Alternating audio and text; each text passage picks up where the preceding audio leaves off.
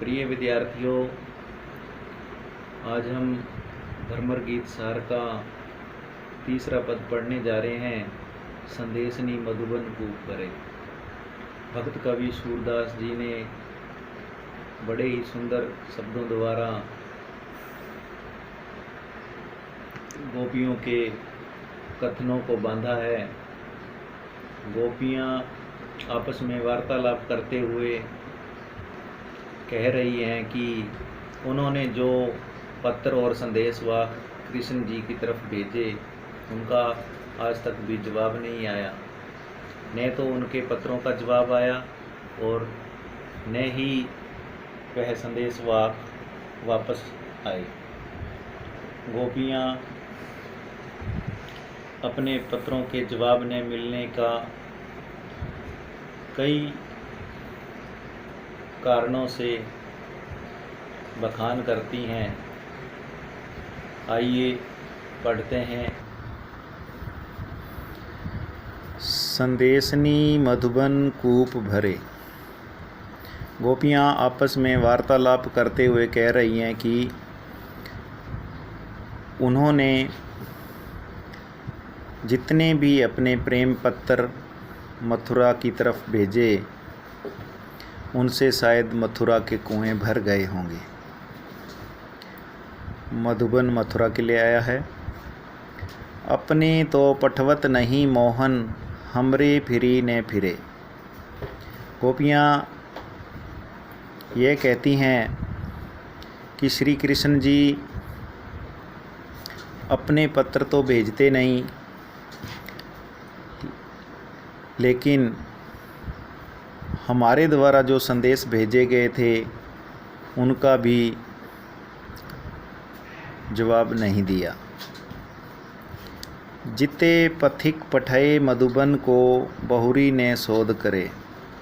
गोपियाँ कहती हैं कि उन्होंने जितने भी संदेश वाहक मथुरा की तरफ भेजे थे, उनका आज तक कुछ भी पता नहीं चला।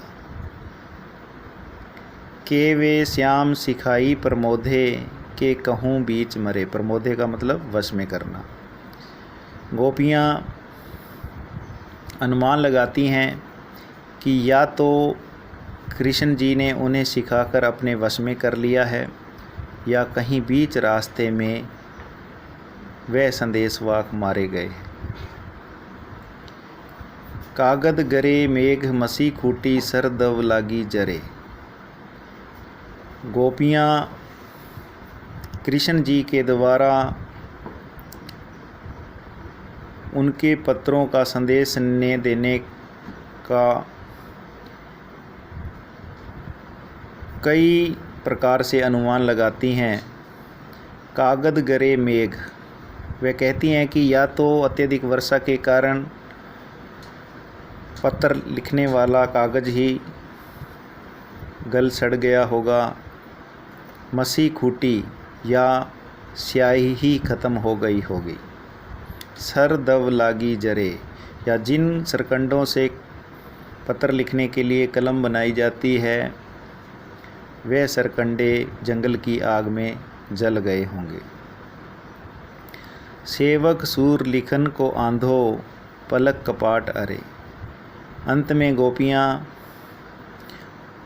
श्री कृष्ण जी द्वारा संदेश न भेजने का यह भी अनुमान लगाती हैं कि हो सकता है कि श्री कृष्ण जी का पत्र लिखने वाला कर्मचारी अंधा हो गया होगा, या फिर उसके पलक रूपी किवाड़ ही नहीं खुल पा रहे होंगे। प्रिय विद्यार्थियों, प्रस्तुत पद ब्रज भाषा में लिखा गया है और गोपियों ने अपने पत्रों के जवाब न मिलने के कई कारण इसमें प्रकट किए हैं। धन्यवाद।